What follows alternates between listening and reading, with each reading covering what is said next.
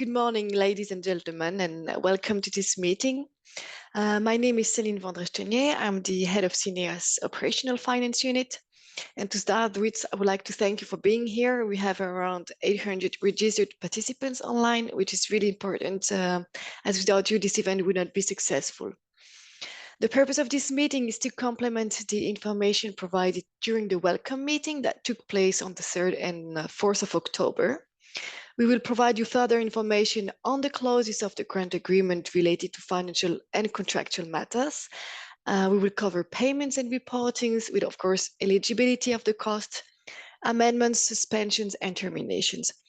And you should therefore get the appropriate information to adequately implement your action and ensure correct reporting in view of receiving the expected funding. There will be also time for questions and answers, and we will be using Slido for this purpose. And I was told that the same QR code will be used than in the past session. You will receive more information in any case on this point at a later stage. What's on the agenda today? Well, first of all, we start with the model grant agreement and the financial issues in detail. And this part will be presented by Licinia Pereira, who is financial manager working in the life sector in my unit. She will outline the most important financial aspects of the grant agreement. And the presentation will be followed by a Q&A session with the life finance head of sector in my unit as well, Anne Vermalen. Then after a 15-minute break around 11:45, the meeting will resume, focus on amendments, suspensions, terminations. And these aspects will be presented by Nadia Lamhadas, who is project advisor in the unit Nature Environment. It will be also supported by Licinia Pereira, who will join again. Finally, this will be also followed by a Q&A session. Eventually, the meeting will close with Hans Hein around 12:55. Hans is head of unit for climate and clean energy transition. And now I think it's high time to pass the floor to Licinia. I wish you to enjoy the event. Thank you very much. So thank you very much, Céline, for that introduction. I'll be, if I could have the presentation. Thank you. Really welcome to all of you that have just had your grant agreement approved and signed, and all those that have joined us also that had their grant agreement signed last year. So this is really covering the life grants 2021-2022. So again, congratulations, and also hope that your action is going well. Next slide, please. So before we go into details, I wanted to let you know that this presentation is really taking a practical approach. We want to give you as much information as possible so that you implement well your grant agreement and that you receive the expected EU contribution foreseen in your grant. So this is complementary to the presentation that was given on the 3rd of October. We will be looking at reporting, the recording requirements and other rules. We will be looking at further pre-financing requests, interim and final payment requests. We've had some of them already. And we will be looking into some costs in more detail. So the so-called a little bit problematic costs, and also providing you with some calculation examples. And hopefully you will see a little bit how you should be doing these calculations. We will also be sharing some lessons learned because, like I said, we've had already some final payment requests, mostly from NGOs, but not exclusively from NGOs, from operating grants. And we've also had some further pre-financing requests, mostly from the Life 21 set actions, but not exclusively as well. And before I proceed, a very important notice, all this will be applicable for all beneficiaries and the affiliated entities as well. Next slide, please. So here, you know this slide very well so far. I think all the reference documents from the portal, but this time we are adding also from our website. So you start with the usual reference documents, legislation, work program, the call documents, grant agreements, guidance, and templates, okay? Especially now important for your reporting. The model grant agreement, the annotated grant agreement, which is still in draft. There is a new version from April this year, and here in the Commission, we are working on a new version. Hopefully by end of this year or next year, there should be a revised version. We are now making contributions. There's a consultation going on. Then also an important link is rules for legal entity validation and financial capacity assessment in case you have new beneficiaries, and in case also if you're going to be if there's going to be a change in the coordinator and you want to check your financial capacity assessment, you can go here to the link and you can do also a self-assessment. Also new, how to complete your financial statement. And in addition here, we have introduced here two links to documents that we are providing as guidelines and templates for reporting. And I will be mentioning this later on. Next slide, please. So what do you need to do from day one to ensure that you are correctly implementing your grant agreement and that your costs will be eligible? So please have a look at the data sheet in your grant agreement. These are the first pages that have a summary of your grant agreement, and check which costs are eligible. Please keep this in mind. Please use adequate tools and procedures to track your costs. Very basic, you need to attribute a project code for the cost allocation in your accounting system. Please keep records of the costs incurred in the different budget categories. We suggest, for example, that you keep an Excel file with all the costs that you have incurred, and later on you will see how useful this will be. You need to ensure that the time worked on the project is a record. Keep an appropriate level of costs recording, track of the direct cost and respective supporting documents.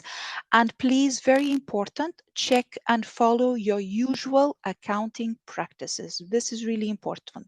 Usual accounting practices, including your internal rules on reimbursement and travel and subsistence of costs and depreciation. Before we go to the next slide, I realized that I forgot to mention something on the Slido.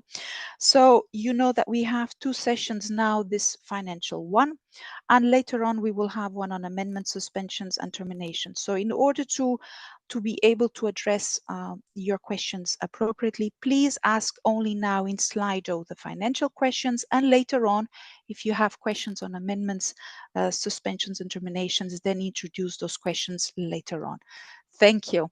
So we can go back now to the presentation. Thank you. Next slide. Oops, sorry. We need to go back to my PowerPoint presentation. Thank you. Next slide, please. Oops. So definitely we are experiencing some technical issues. Thank you. There you go. So another recommendation is please follow your internal procurement procedures. If not available, please make sure that you comply with best value for money, lowest price, and no conflict of interest. So if this is particularly if you are a private beneficiary, if you are a contracting authority or entity within the meaning of the EU directives on public procurement, so more or less public entity, you need to comply with national and European procurement rules. And here we indicate the article in the grant agreement that will provide you for more guidance. Please also include the life funding logo or Natura 2000. Here we also provide you with the article on this. This is mainly for publications you might have, events, so the logo needs to be visible. If you are purchasing land, please enter it into the database. And if you are an affiliated entity working on the project, please make sure that you are in the grant agreement and that you are declaring your costs in your own financial statements. And here we give you one of the first additional guidances from our side, which is the financial report checklist for beneficiaries. It's on our website. This is the link. And on the next slide, please. Here is a preview of what this checklist is. So here you have on the left side personal costs. Then the next column is the rules that you need to comply with, the reference documents and articles, and then some comments and tips from our side. So this is done for all the cost categories, and hopefully it will be an additional guidance, useful additional guidance for you. Next slide, please. So here we go into record keeping, Article 20, and in the annotated grant agreement, the revised version of April 2023, there's some more additional guidance, so please have a look. So basically for the actual costs, you need to keep adequate records, supporting documents that will prove that the costs that you have declared have been really incurred. These are like subcontracting documents, contracts, invoicing, and of course the accounting records. This is of course according to usual accounting and internal control procedures, and this should enable us, and of course you as well, to reconcile the amounts that you have declared with the amounts that are recorded in your accounts and that you can see in your supporting documents. For the flat rate is not per se necessary, but of course you need to have adequate records and supporting documents to prove the eligibility of the cost and the contribution to which this flat rate is applied. For unit costs, and here we will be looking at the SME and the volunteer unit costs, you need to keep adequate records and supporting documents to prove mainly the number of units that you have declared. For personal costs, and here we will be looking at this in a minute, you need to keep adequate time registration. And of course, you need to make sure that the personal costs are charged to the correct sub-cost category. And here we'll be looking at it later as well. Next slide, please. So here, if you look at the personal costs, this is already an indication of a big change between the Life 1420 and the Life 2127, so the new program. Because here you see the template of a monthly registration. This template you will find in the portal, and this is a recommendation from our side. So you would need to fill this in with the project acronyms, all the data, and then you see at the bottom January, and then you would indicate the days worked. For the work packages, you don't need to indicate here the exact number, although this information you will need later on, but you can here put, for example, 20% work package 2, 50% work package 5, and so on. We would recommend that, of course, this is followed up in a proper manner, meaning date and signature of the person, and also name and signature of the supervisor, and that this is done, of course, monthly. So this is not compulsory, but this is a recommendation from our side. Next slide. This would be the alternative method for time registration of your personnel. So if you have another reliable time recording system in place, this is okay. And we understand if you have also actions from the previous life program, so life 1420, this is a way of keeping both. So of course you can maintain this as long as you have the minimum data required. So timesheets for each person carrying out the action and should indicate the time spent on the specific project, and of course match with your accounting records and supporting documentation. They should be validated and signed in a timely manner by the staff and the superior. Once again, we recommend once a month. So it's not mandatory to use the template from the portal, the one we have just seen. However, of course, the information that is available there should also be available in this other possible recording system. So in both methods, you need to keep the corresponding supporting documentation, employment contracts, labor agreements, compliance with the national law, labor and social security contributions, the pay slips, time records, bank statements showing salary payments, etc. Very important, only the costs for the personnel assigned to the action can be eligible. And of course, this is also applicable for everyone, including those working full-time. And then the allocation of the work packages can be done either through time declaration or through a specific allocation methodology that you might have in place. Next slide, please. So here we go into reporting. You know that there is continuous reporting available in the system. Here we are talking about the periodic reporting, which is the one connected with the payment claims. So here you will have to submit technical reports and financial statements, including the user resources. And the reporting periods are prescribed in the data sheet. Normally they're due 60 days after the end of the reporting period. And the technical report that you will submit also includes some financial, more financial aspects, such as the financial support to third parties and the budget. You will need to download the template, fill it in, and then re-upload it in the system. And of course, the system will open the reporting session when the reporting period is due. Next slide, please.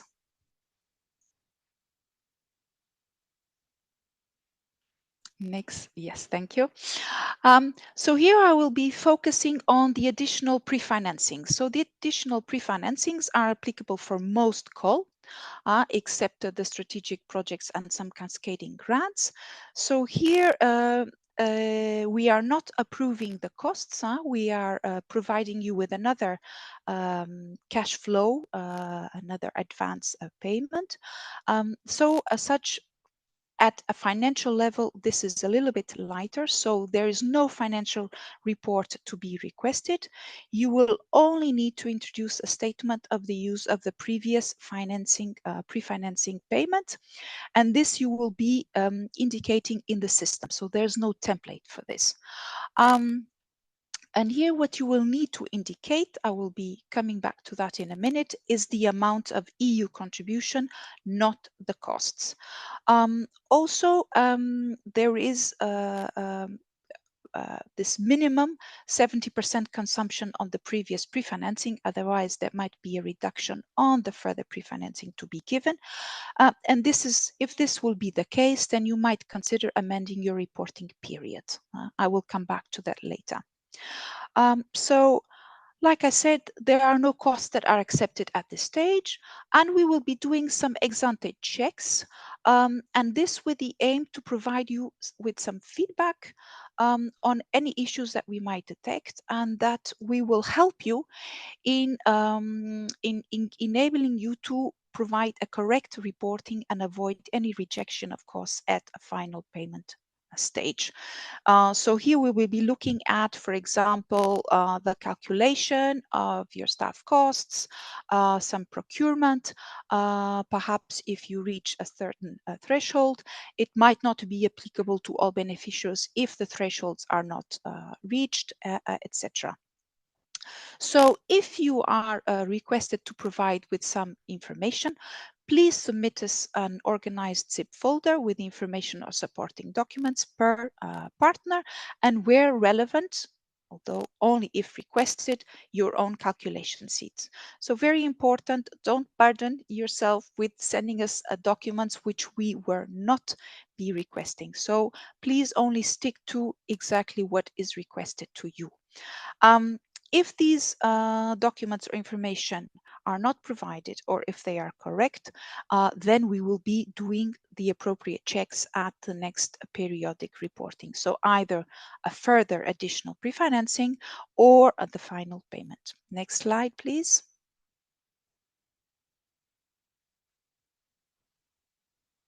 Next slide, please.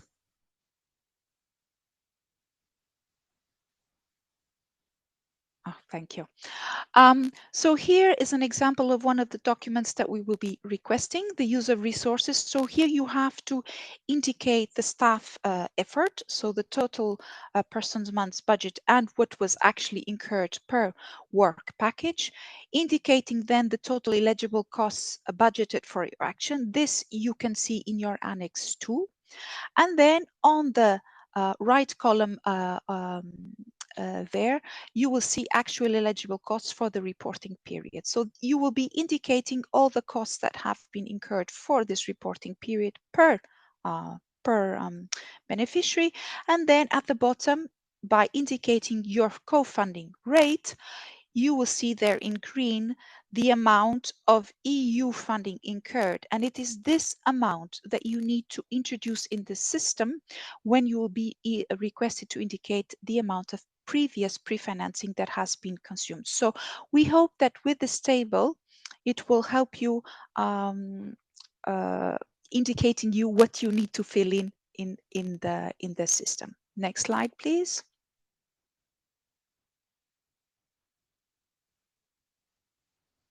Next slide, please.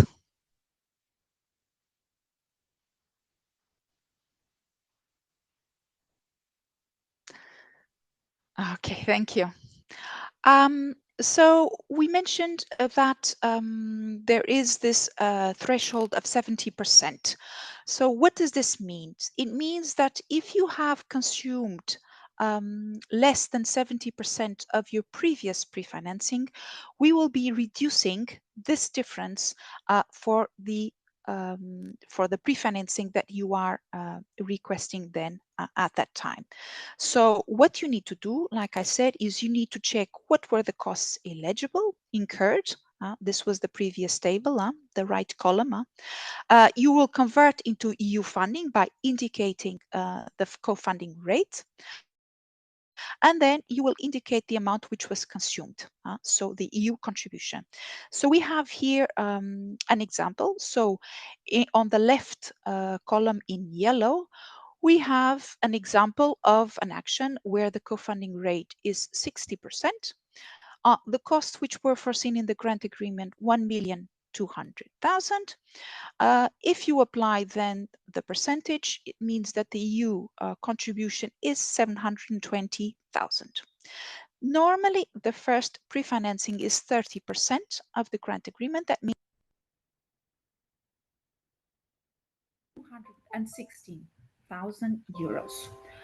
So if you apply the 70%, microphone is off.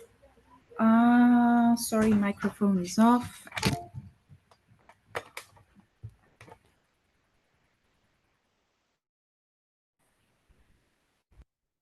is it on? Yes, Ilsinia, it's working. Thank you. Thank you. Sorry for all these technical issues today. So as I was saying, so you have received normally, in this case, 216,000 as your first pre-financing. If we take 70% of that, that means that the threshold that we will be taking as reference is 151,200. Okay, this is the reference to take. Then what will be foreseen in your action, or in this particular example, is 50%, unless you have 3 reporting periods and then it's 25 and 25. But in this case, it's 50%. So you have foreseen 360,000 to be received on this ongoing additional pre-financing request. Then we have 2 case scenarios. So the scenario 1, you have incurred 320,000 in costs. If you apply the co-funding percentage of 60%, that means that you have incurred 192,000. This is again the amount that you need to introduce in the system, okay? So as 192,000 is superior to 151,200, we will be paying you the fully amount foreseen for your pre-financing too, 360,000. So here there is no reduction, okay? In the case scenario 2, you have 160,000 costs incurred, multiplying by the co-funding percentage of 60%, you have incurred 96,000 in EU contribution. So this is lower than 151,200. So here we will be applying a reduction. The reduction is the difference between 151,200 and 96,000. In this case is 55,200. And this difference we will be deducting from the pre-financing to foreseen, which is 360,000. So in this case scenario 2, you would be receiving not 360,000, but 304,800 euros. I hope this is clear. If not, please put a question in the Slido. Thank you. Next slide. Next slide, please.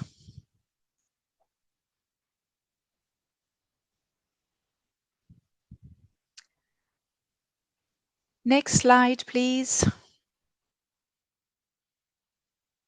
Thank you. Actually, Licinia, there is a delay. We see the next slide and you don't see it. Just for you to know. So next slide is coming quicker for us than for you. So Okay, sorry for that. Sorry for that. Okay, thank you. Thank you, Nadia. Okay, here the interim and final payments. So the interim and final payments are different than pre-financings because there we accept costs. They're not an advancement of cash cash flow of cash for you. These are payments where we are looking at the eligibility of the costs and we will be accepting or not. So for interim, they exist in the SIP and SNAP, so the strategic actions and some cascading grants. And of course, all the actions have final payments. So in this case, you will be requested to submit financial statements, so individual and consolidated, and please, for all the beneficiaries and affiliated entities. So here, of course, you will be indicating the costs and any revenues that you may have of the action. There is a part in the report that you will be requested to submit where you'll be indicating the use of resources.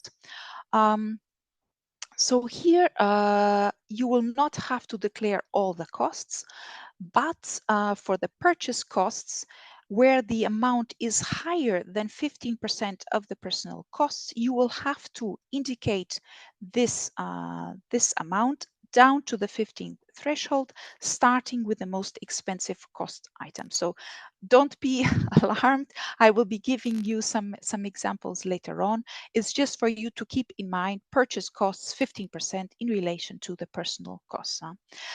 Then you will be needing to submit a certificate on the financial statement if the EU funding is equal or higher than 500,000 euros. This is per beneficiary and affiliated entity. For the NGOs, the amount, the threshold is 100,000. Please always use the template published on the portal. Okay, and if your action has interim payments, the CFS must be submitted once the threshold is reached. We have sent on this aspect a circular note in June for your information. What ex-ante checks will we be doing? We will be doing some during the assessment of the report. So we might be asking some from additional information on supporting documents, particular if there were issues which were detected in the previous payment or during the implementation of the action, and also depending on some thresholds on some cost categories, for example, procurement, and of course, personal costs. Please pay attention to these requests and address them properly. Provide us with the adequate information and documentation, as the non-reception of this information or documentation requested might lead to a cost rejection. Next slide, please. So I don't see the next slide, but I suppose you see it. So let me just, okay.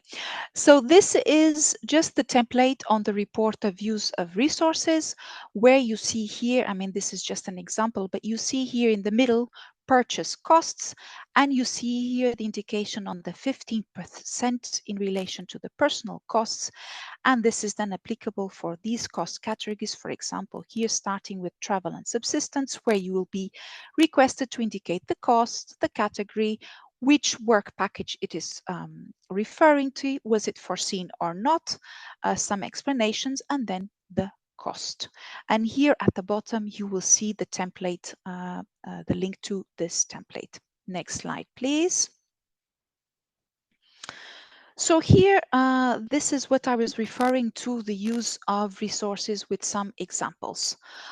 So for example, let's take that you have your personal costs incurred, not budgeted in this time, incurred, of 200,000. So what is the threshold that you need to be looking at is 30,000. So 50% of these 200,000. So if we take the scenario 1, where you have purchase costs, and again, to indicate that purchase costs include travel and subsistence, equipment, other goods, works, and services. So if you are declaring that you have incurred 10,000, well, you can clearly see that 10,000 is lower than 30,000. So you will not have to fill in this information in the user resources section. Case scenario 2, you have incurred 50,000 in purchase costs. So here we see that 50,000 is higher than 30,000. So you are going above the threshold. So what do you need to do next? You need to see the difference between these two, 50,000 and 30,000. The difference is 20,000. So you will need to indicate the costs covering this amount. You will start with the most expensive down to the 15% threshold. For example, you may indicate an audit report, 9,000, a dissemination campaign, 7,000, conference catering and rental of venue, 5,000. Sorry. So if you add all these up, you come to an amount of 21,000. So this 21,000 is superior to 20,000. So you have covered this difference. So you can stop here. You do not need to indicate further costs. And here we come back to the usefulness of using an Excel sheet to keep track of all the costs that you have incurred so far. Very quickly you see which is the highest cost and in which category it is. So we really recommend that you keep track, for example, with an Excel table, but it might be another one, of the costs that you have incurred. Next slide, please. So here we have what to do in terms of currency. So there's two possibilities. If you have your accountancy in euros, well, then just continue using your usual accounting practices when you have incurred costs in another currency and you need to convert them into euro. The other possibility, if you have your accountancy in which is not in euro, so you are located either in Poland, Denmark, for example, then you must convert your costs into euros using the average of the daily exchange rate, which is published here on the ECB website. You have here the link, and on the next slide, I'll be giving you an example. Regarding the language, it's normally the language of the agreement, so English. If, however, you agree with your project officer that some reports or a deliverable or something will have to be provided in your language or not in English, then please confirm with the PA. And of course, if this is allowed, then the translation costs will be considered eligible.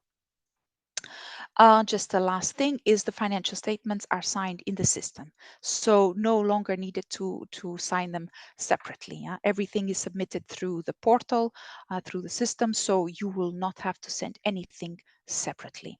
Next slide, please. So this is an example of a conversion from the national currency. Here I've taken the Danish krona. So you will need first to see what is your reporting period. Here I put the first 11 months of 2022. You go to the website, you select Danish krona, you indicate that it's from Danish krona versus to euros. This is important, not from euros to Danish krona. You indicate the period, and here in the center right, you see here highlighted in yellow the daily average rate, which is 0.13 and so forth.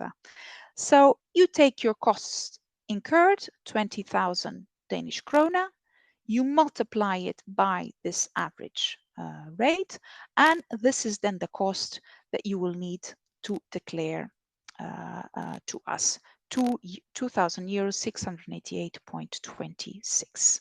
Okay, next slide, please. So here we want to already share with you some of the lessons learned so far with the final payments and the additional pre-financings that we have received so far. Regarding the additional pre-financing requests, we have seen that some of the beneficiaries have not indicated the correct figure in the system, so they have indicated the costs instead of EU contribution. So please remember, when you use the user resources table, fill it in, and then at the bottom, the green part will indicate to you the EU contribution. Basically, you take the costs, you multiply by the co-funding rate, and you obtain the EU contribution. So this is one of the lessons that we wanted to check with you. And also, with the final payments, we have noticed that in many cases, the beneficiaries were not accurately calculating or reporting the personal costs. And here we really strongly recommend that you go into the annotated grant agreement. We know it's a long document, but it contains really valuable information, examples, interpretations on the different points that you need to take into consideration. And this is particularly important for personal costs. And why? Because in some slides, I'll be showing you that the method for calculation your personal costs has really changed in relation to the Life Legacy, so the Life 1420 program. And you really need to take the time to go and see what has changed and apply it to your Life 21-27 program. So first of all, please correctly calculate your actual costs incurred for the reporting period. So what is my reporting period? It's from, I mean, if we take now the currency example, it's the first 11 months of 2022. You take all the costs for this employee and you add them up, and if they are accruals of the salary, please always correctly calculate it to the reporting period, and if necessary, you might need to do a pro rata. Okay.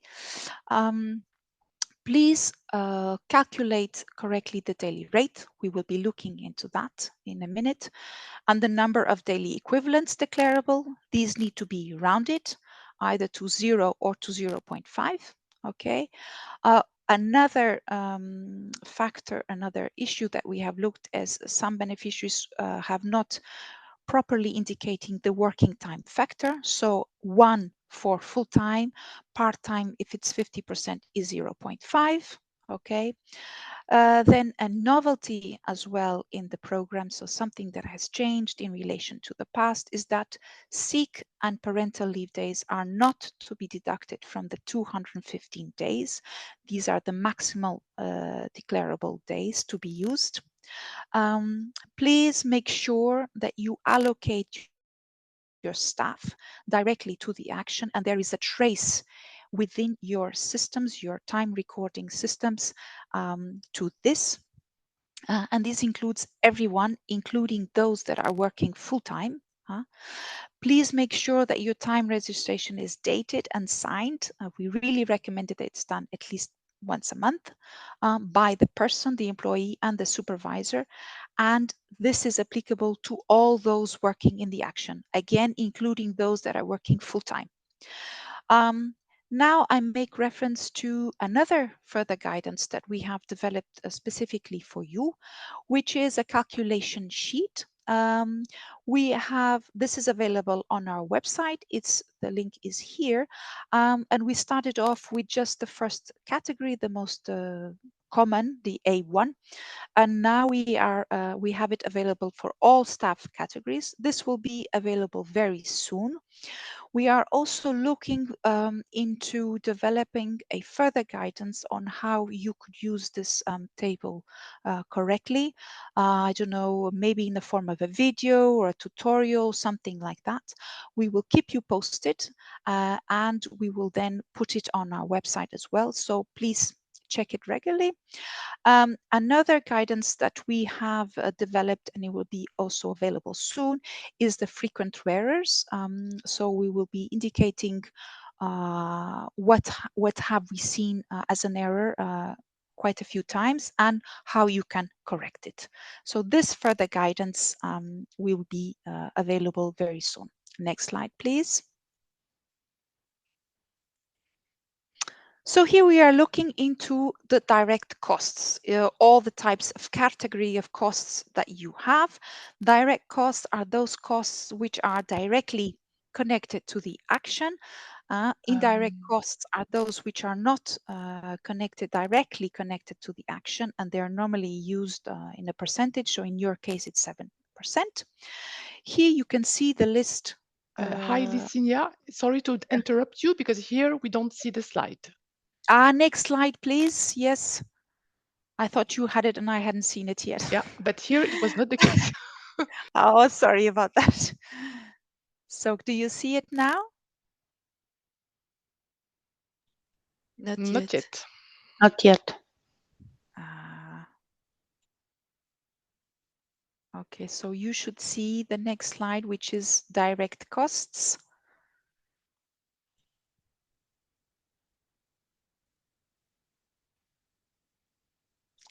Is it visible now? No, no.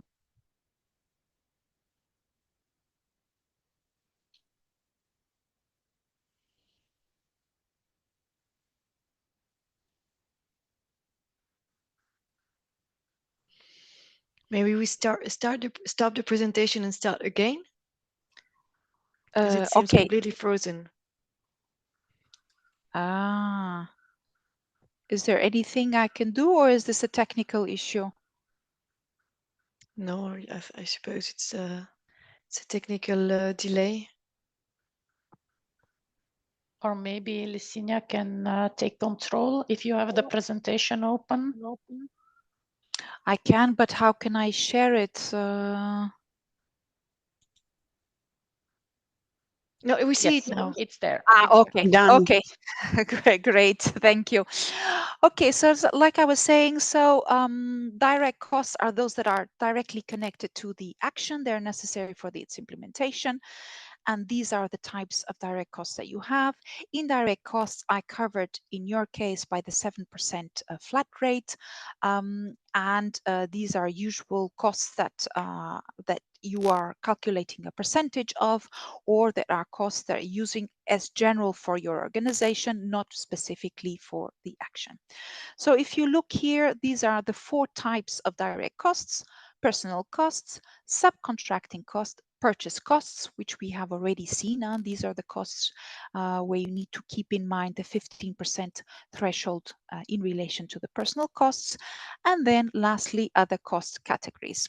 So we will be concentrating our presentation on the personnel costs because it's here that we see most of the errors, but we will also be looking into subcontracting, purchase costs, particularly equipment, other goods, works and services, depreciation, for example, and other cost categories, financial support to third parties and land purchase. Next slide, please. Brilliant. Okay, so like I said, this will be a big chunk of this presentation, personal costs. I will be going slowly on this, and like I said, we will be giving you further guidance available on our website. So I really ask for your full attention. So here we are looking into the A1 category. This is the most common category. This is so personnel which is working for your organization under an employment contract or equivalent, an appointment act if you are a civil servant, and so for public bodies. Please note that this is not staff which is provided by a temporary agency. Okay, this is subcontracting or C3, purchase of costs. Okay, and a particular note on supplementary payments. These are available if it's your usual remuneration practice. It's paid in a consistent manner and for the same kind of work and expertise. The criteria used to calculate the supplementary payments is objective and generally applied to the beneficiary, and regardless of the the source of funding used. This is very important as well. And here we indicate the standard case 1A, which is the most common in EU funding. And it's when the employee whose remuneration is fixed. And this is regardless of their involvement in different specific projects. Next slide, please. So here we go into what is normally included in these costs in this category and what is not. Well, there's no surprise to see on the left side a fixed salary, of course, the fixed complements, family allowance, contribution to medical insurance schemes. Then you have variable components, but following your usual practices, social security contributions, taxes, end of contract indemnities, and here please then report only the pro rata. So it's eligible, but for that particular reporting period, and any other as long as it's beneficiary's usual practices required by national law, etc. What does it not include? Any remuneration which is not an actual cost for you, the beneficiary. Payments of dividends to employees, any variable components which are based on commercial targets or fundraising targets, any arbitrary bonuses, and bonuses that depend on budget availability on the specific project. So here you have an idea what you can include and what you cannot include. Next slide, please. Do you see it already?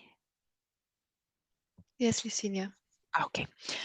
Here I'm going into another personal cost category, A2, so natural persons and seconded persons. What are natural persons? They're self-employed. They work for the action, for you, the beneficiary, under the conditions which are similar to those an employee, but not under an employment contract. Okay, so in-house consultants, for example. They are not costs of person who employees of a beneficiary, owners of the beneficiary, if this beneficiary is an SME. SME, we will see it another cost category. Then seconded persons, persons who are seconded by a third party against payment. And we have already seen that this is not staff provided by a temporary work agency. Okay, next slide, please.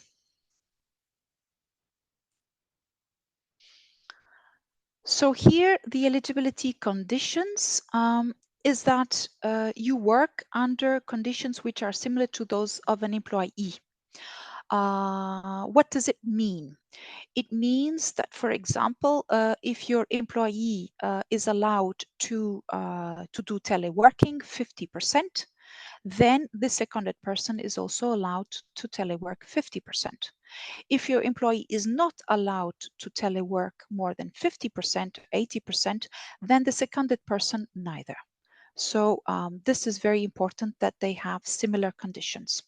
The remuneration is based on working time rather than the delivery of specific outputs or products. The result still belongs to you, the beneficiary, the employer, unless it has been agreed otherwise.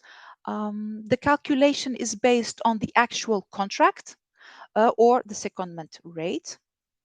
And of course, the costs cannot significantly differ from the personnel that you have working on similar tasks with a contract. So A2, A3, the salary cannot significantly differ to the A1 employees working on similar tasks.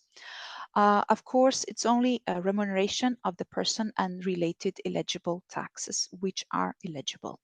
Next slide, please.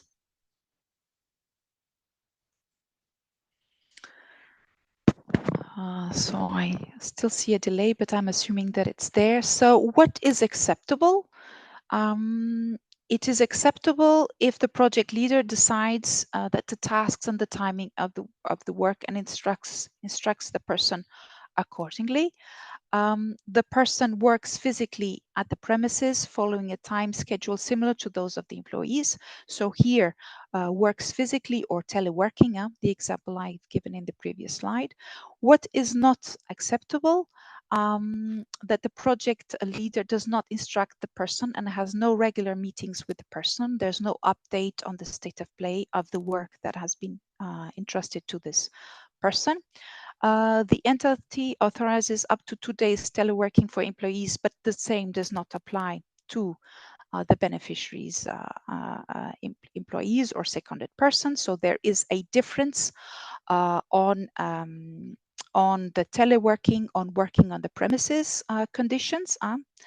For example, the person works from a country other than the one where the beneficiary is located when all the employees work in the beneficiary's country. This is also not acceptable. Next slide, please.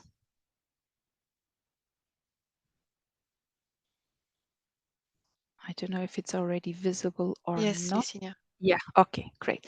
So if you have not seen this image, I really invite you to go into the annotated grant agreement. This is really the striking difference on the calculation of the personal costs between Life 21-27 and Life 14-20. So the calculation has really drastically changed. How do you calculate it? First of all, the thing that you see here on the left, personal costs to be calculated per person and for each reporting period. So this is the first thing that has changed, or we recommend that you change. It is no longer calculated per year, but per reporting period. So normally a very common reporting period is 18 months. So you take the cost for the 18 months, not for the year. So this is already a difference. And this is to avoid incomplete years. And then how is it calculated? You take the equivalents, and we will look into how is this calculated, and you multiply by the daily rate. And this is why the amount that you will then need to declare. Okay, if we look at the first component, daily day equivalents, what is it? How do you calculate it? We have a maximum, 215 days. So you take the annual days in a year, and you take holidays, you take other factors, and we have considered 215 days as the maximum, as a simplification. Okay, you take these maximum and you divide them by 12, by the number of months in a year, by 12, and you multiply by the number of months within your reporting period. Let's take 18 months. The next thing you need to multiply is the working time factor. So 1 for full time, 0.5 for example, 50%. And you will get your day equivalents. The next thing you need to calculate is the daily rate. You start by calculating what are my actual personal costs for this employee, for this person, and for this reporting period.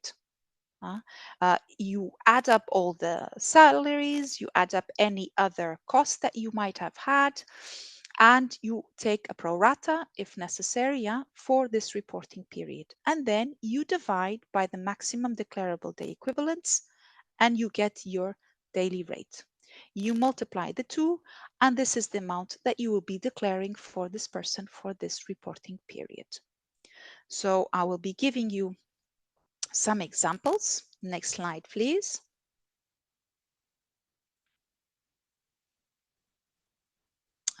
So I will take it that you see the next slide already. So here we have a reporting period of 18 months. Okay. And we have two persons. So I've made it this very, very simple so that we take it easy to start with. You have person A who is working 50% part-time during the 18 months. If you have a person working with two different working time factors, it's also possible. And we will see in the table that this is foreseen and you can calculate easily as well. And we have calculated for this employee, for this person, we have a total cost of 45,000. Okay, so this is case A. For the person B, the person is working full time and we made it easier, 12 months, with a cost of 40,000. So the first thing we need to calculate is the maximum declarable day equivalents. On the case of A, it's 18 months part-time. So you start always 215 divided by 12 and then multiplied by the number of months for this reporting period, 18, and 0.5 because this person is working part-time, the 50%. You get 161 point something, and here you need to round up to either 0.5 or 0.0. You need to round it up. So this is the first equation, your first result for your equation. In the case 2, we have 12 months working full-time. So you start the same way. 215 divided by 12. And in this case, you don't multiply by 18, you multiply by 12 because this person, even though the reporting period is 18 months, this person has only worked 12 months. So you put 12 months multiplied by 1, you get the maximum that this person can declare is 215 day equivalents. Next step is to calculate your daily rate. You take your total costs, which we have said it would be 45,000, and you divide by the equivalents, which is in this case 161.5. And this is your daily rate. So forget about hourly rate. This is daily rate. You can consider the daily a day to be composed of 8 hours, but please pay attention to the type of contract that you have. It might be less, so you need to adapt that if you want to convert it in that way. In the second case, then we take the total cost, which we had set to be 40,000, and we divide by the day equivalents, which is 215, and this is your daily rate, 186.05. So in the next slide,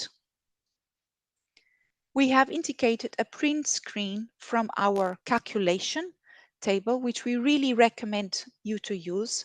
It's not compulsory, but we have heard from those that have used it that it's really useful. So we recommend you to use it. And like I said, we have expanded it to include also to not only the A1 employees, but also A2, A3, A4, A5, which we will be looking into a minute. So if you take here, this looks a little bit complicated, but actually it's quite simple. So the parts in blue are the parts that you will need to fill in. So you see here right in the middle, actual personal costs. And you have for the first row the person A. So we had said it was 45,000. So you place here 45,000. Then you go to the left. You see here the number of months. It's 18 months. The time factor, we had said that the person is working half time, so 0.5. And automatically, you see here on the far left that the table will indicate to you the same amount that we have calculated, 161.5 as the maximum declarable days. And then on the right, you see the daily rate has been calculated.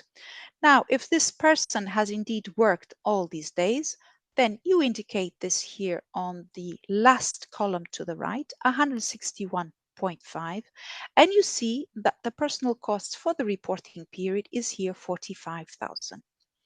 In case this person has actually worked less, you need to see your time registration, and you indicate here 50-day equivalents. Well, the personal cost for the reporting period will then multiply this 50 by the daily rate. So it really takes into consideration all possibilities. For the person B, we had said that the actual personal costs were 40,000. So you indicate here in the middle 40,000. This is in the blue bold. You indicate then on the left the number of months, 12 months. This person is working full time, so you indicate 1, and then you see that it will indicate to you 215, and also the daily rate 186.05. And again, if this person has worked the 250 days indeed, you will indicate this, and here the table will indicate then the amount that you can declare for your reporting period. In the middle here in green, you will see that we have created in the table, we have inserted in the table, this is an addition to the table that was that is in our website available, is the possibility of working a second and even a third working time factor for the same employee. So for example, if the person A works 10 months as full-time, but then decides to go half-time, then you can put here 10 months on the first row, on the first column, sorry, with 1, and then the rest of the months in the second, in this column here where it says with second working time factor, and then the other working time factor, sorry, of 0.5, and the table will calculate then the daily rate and the amount that you need to be indicating. So we really hope that this table will be will make it easier for you to calculate these personal costs. We will be making it available soon on our website. And like I said, we will be thinking of giving you some additional guidance as well on this. So next slide, please. So here we are looking into how we calculate A2 and A3 type of staff. Okay, I will give you this example here, and then you can, when the table is available, you can try it out as well. It's slightly different than the A1 employees because of the type of contract that you might have. And if you look at the annotated grant agreement, it gives you these 3 possibilities. So if the hourly rate is indicated in the contract, normally it's multiplied by 8, but please check. If there's a fixed amount of number of days in the contract, then please take that into consideration to calculate the daily rate, the fixed amount divided by the number of days. If the contract states a fixed amount for the work, but that does not specifically indicate the number of days, then please check how many days this person has really worked. Here we give an example, a 6 months contract, 60 days equivalents worked according to the time records, and the monthly pay foreseen is 3,000. So how do you calculate? You take the personal costs for the action, which will be 60. So this person has worked 60 days multiplied by the daily rate. And how do you calculate the daily rate? you take the annual personal cost. So in this case, this person has worked 6 months, so 6 multiplied by 3, and then the usual calculation, 215 divided by 12 multiplied by 6 months. And this is then the calculation. You will get 18,000 divided by 100.7, 0.5, sorry, so always rounded to 0.5 or 0.0, and you get your daily rate. So what can you declare for this person? 60 days multiplied by the daily rate. So you can declare 10,046 euros and 40 cents. I hope this is clear. Next slide, please. So here we are moving into another cost category, A4. Okay, these are SME owners or natural persons not receiving a salary. So who are these persons? So these are persons who are directly owners or co-owners, and the percentage of ownership is not important or relevant. The beneficiary, yeah, so you are an SME, sorry, excuse me, and the person is not an employee of the beneficiary. So, and you're not receiving a salary. Beneficiaries who are not natural persons, so sign the grant agreement on his or her own behalf, so not on behalf of another legal person. What is it not?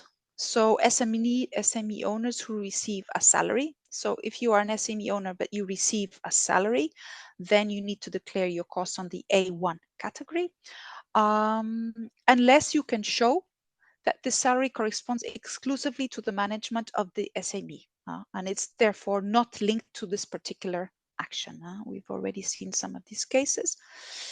Next slide, please. So here we are looking into eligibility and how you can calculate this.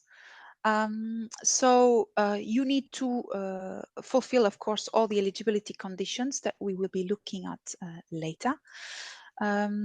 So SME owner, a natural person who works on the action but does not receive a salary. So how is this calculated? This is a unit cost.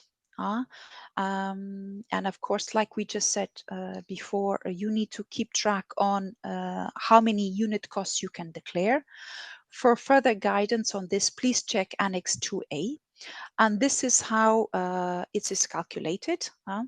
This is a fixed amount, 5,080 divided by 18 days. This is the rate, and then you need to multiply it by a correction coefficient, which is country specific to where the SME is located. I have taken here an Austrian SME owner not receiving a salary and that has worked 6 days in this reporting period. You take 6 days and multiply it by this unit cost multiplied by the coefficient for Austria, which is in this case 106.3, and you get 1,800 euros. So again, this type of calculation will be included in our personal costs table, which will be soon available to you. Next slide, please. So here you have the volunteers. This is the last personal cost category that we will be looking into. So these are volunteers. Who are volunteers? They are persons who work freely for you on a non-compulsory basis. And as they are volunteers, they are not paid. So there is actually no bank transfer from you to them. They are not paid. They are included in the action so that you get a little bit more EU funding for these costs, but they are not paid. This is important. Which are the eligibility conditions? You can declare maximum 50% of the total project costs and contributions intimated in your proposal. So this has already been verified. Per action, the maximum EU contribution cannot be higher than the total eligible costs without volunteers. Okay, so this, I suggest that you create a little formula in an Excel table so that you check, but again, this has been checked for your grant agreement. What is important for you to keep in mind is that at reporting, you may not exceed the amount of volunteers for each beneficiary, which has already been set out in your budget in Annex 2 of your grant agreement. Next slide, please. So this is the last slide on personal costs. We will be looking into how to calculate volunteer costs. Like SME unit costs, they are described in Annex 2A, and there's an amount per unit. It's a daily rate, which depends on each country. And then you need to multiply it by the day equivalents worked for the action.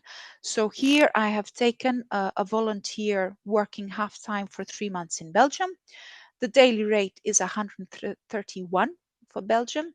So day equivalents is the same way of calculating, always starting by 215 divided by 12, multiplied by 3 months, multiplied by 0.5 working half time, and this is the amount you get. So you multiply 26.87 by the daily rate for Belgium, and this is the amount that you can declare. Again, the notice on the hour, which I have already explained before. So this was the last slide on the personal costs. I hope it has been clear, but if not, please put some questions in the slide. Next slide, please. Okay, we move to another cost category, subcontracting. Okay, there's also some confusion sometimes between subcontracting and contracts and purchases. Okay, so we have here tried to divide it and to give you some guidance and some examples. General tip we give is, if you are not sure if it's subcontracting or purchase, put it in subcontracting. Okay, of course, subcontracting is eligible if you comply with your usual practices of subcontracting and public procurement, if you are a contracting authority. It concerns the implementation of action tasks, so that you foresee you don't have this expertise and you need to hire somebody external to do this task for you. So it's a task that you are outsourcing. For the coordinators, the coordination, the management of the action cannot be subcontracting.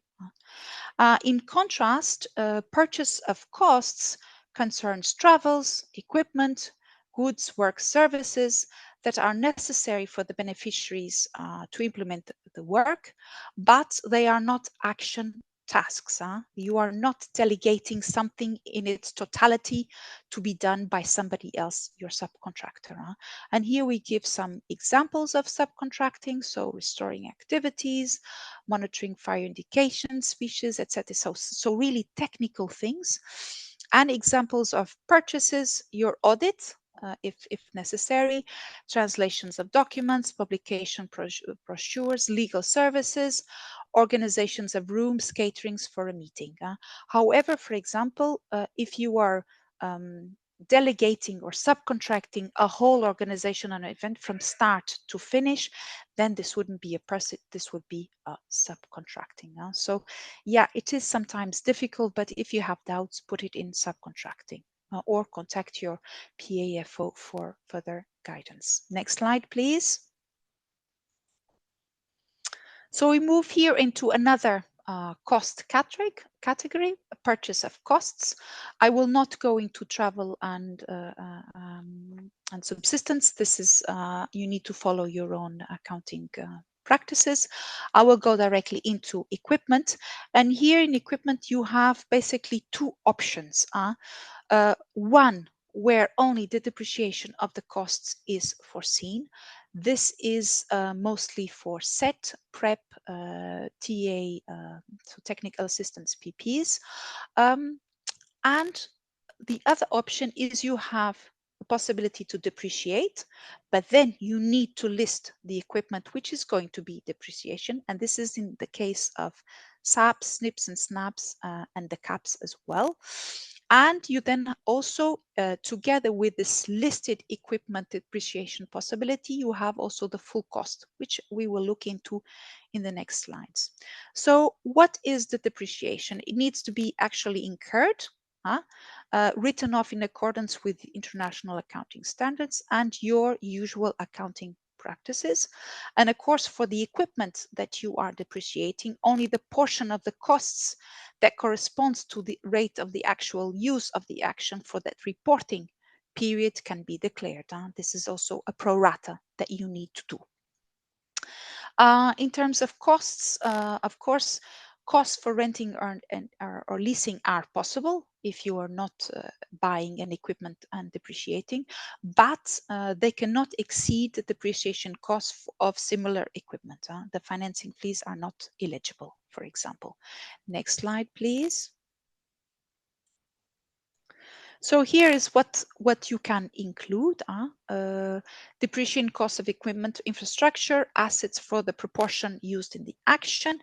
In some cases, in the case of infrastructure, it may also include the costs necessary to ensure that the asset is ready for its intended use.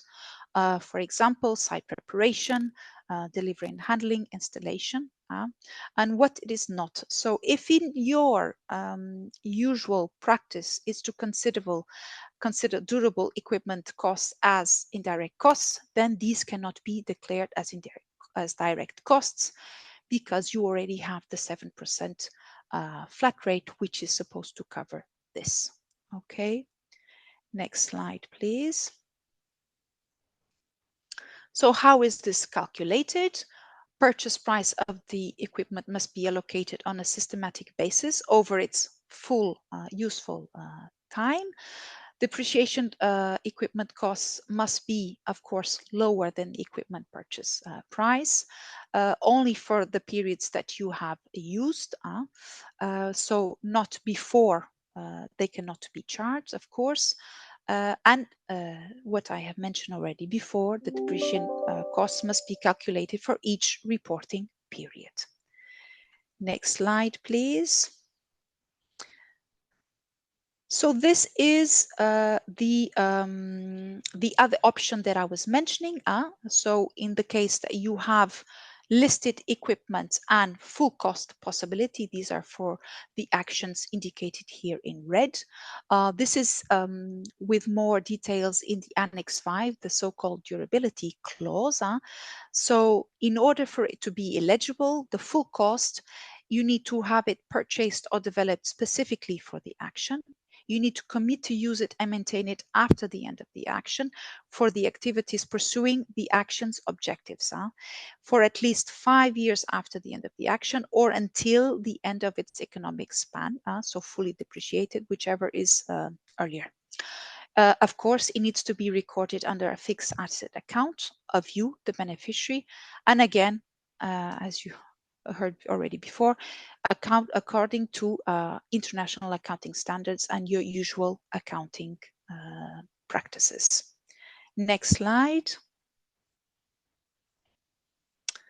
So here, this is again an indication of what might be goods, works and services. I will not go into it a lot because we have already indicated this in the subcontracting. This is just to give you some other examples of typical ones. Next slide, please.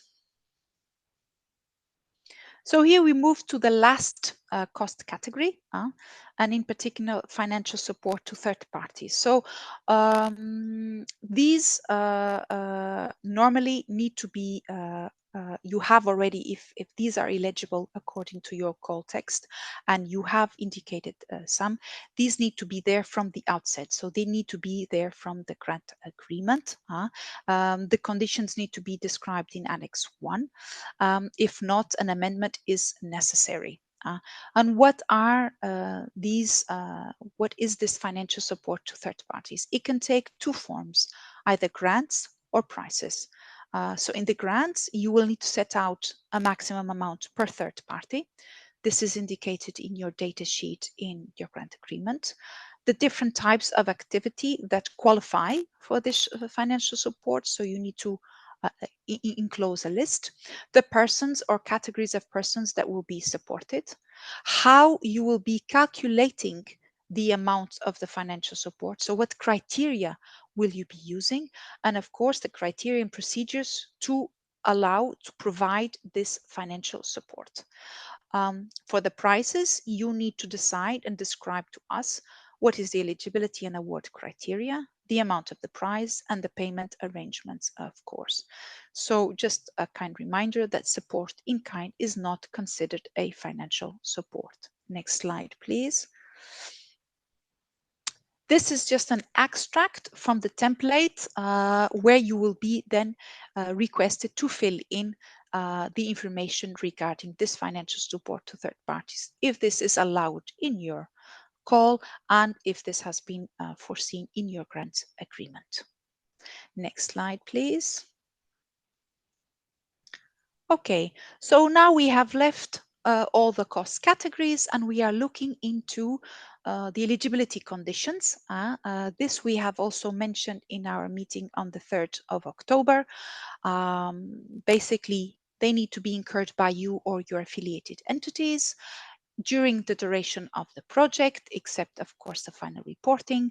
They need to be indicated, foreseen in the grant agreement, connected to the action and necessary for its implementation, identifiable and verifiable. This means they need to be recorded in your accounts to have the supporting documents appropriate to the cost, applicable, compliant with all applicable national laws and taxes, labor, social security, and last but not least, reasonable, justified, and comply with principle of sound financial management. So basically, if they are not justified and we consider them reckless, excessive, not reasonable, we reserve the right to reject the cost. Next slide, please. So we just wanted to give you some more details on what we mean by actually incurred by the beneficiaries and affiliated entities. They need to be real. So it's not an estimation. It's not what was budgeted or planned.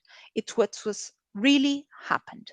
So generally and definitely borne and paid by the beneficiary or the affiliated entity, and that you have the related supporting documents and that they are in your accounting records and complying with the applicable accounting rules and your own usual practices. Next slide. So there's usual also some confusion or doubts on what do we mean when we say the cost needs to be incurred during the action duration. And of course, there are some exceptions. So what do we mean?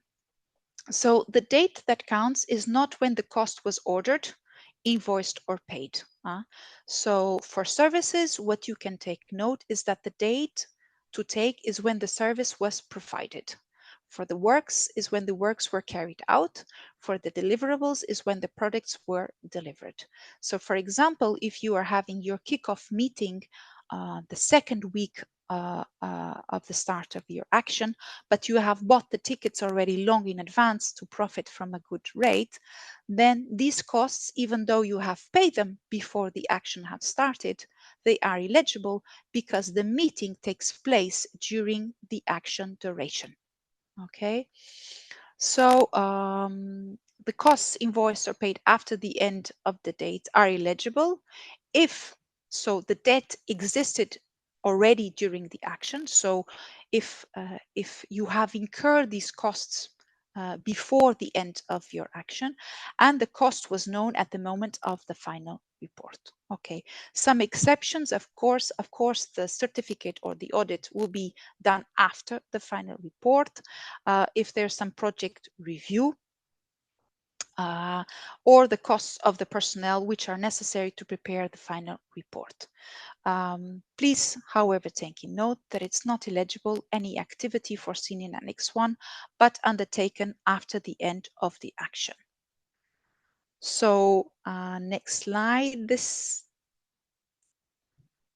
is it then from our side. This is the way that you can keep in touch with us. And the next slide, then I just want to thank you very much for your attention. I hope that things were cleared, and thank you.